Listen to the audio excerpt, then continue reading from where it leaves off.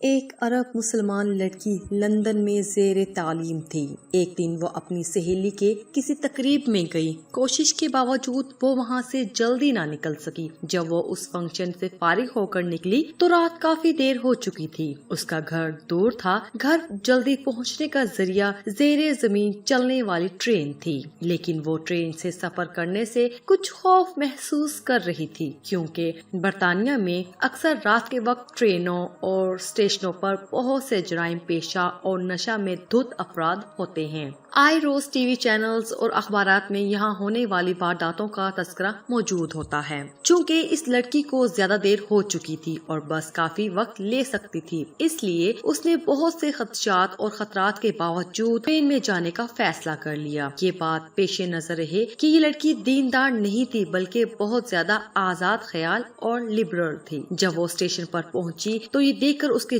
جسم میں ایک سرد لہر دوڑ گئی کہ اسٹیشن بالکل سنسان ہے، صرف ایک شخص کھڑا ہے جو حلیہ سے ہی جرائم پیشہ لگتا تھا۔ وہ انتہائی خوفزدہ ہو گئی۔ پھر اس نے خود کو سنبھالا اور ہمت کی، قرآن آیت کا ورد کرنا شروع کر دیا۔ اسے جو کچھ زبانی یاد تھا، جسے ایک عرصے سے وہ بھولی ہوئی تھی، سب کچھ پڑھ ڈالا۔ اتنے میں ٹرین آئی اور وہ اس میں سوار ہو کر بخیریت اپنے گھر پہنچ گئی۔ اگلے دن کا اخبار دیکھ کر وہ چونک اٹھی۔ اسی اسٹیشن پر اس کے روانہ ہونے کے تھوڑی دیر بعد ایک نوجوان لڑکی کا قتل ہوا اور قاتل گرفتار بھی ہو گیا۔ وہ پولیس اسٹیشن گئی۔ پولیس والوں کو بتایا کہ قتل سے کچھ دیر پہلے وہ اس اسٹیشن پر موجود تھی۔ میں قاتل کو پہچانتی ہوں، اس سے کچھ پوچھنا چاہتی ہوں۔ جب وہ مجرم کے سامنے پہنچی تو اس سے پوچھا، کیا تم مجھے پہچانتے ہو؟ اس نے جواب دیا، ہاں پہچانتا ہوں، رات کو تم بھی اس اسٹیشن پر آئی تھی۔ لڑکی نے پوچھا، پھر تم نے مجھے کیوں چھوڑ دیا؟ وہ کہنے لگا، میں تمہیں کیسے نقصان پہنچا تھا؟ تمہارے پیچھے تو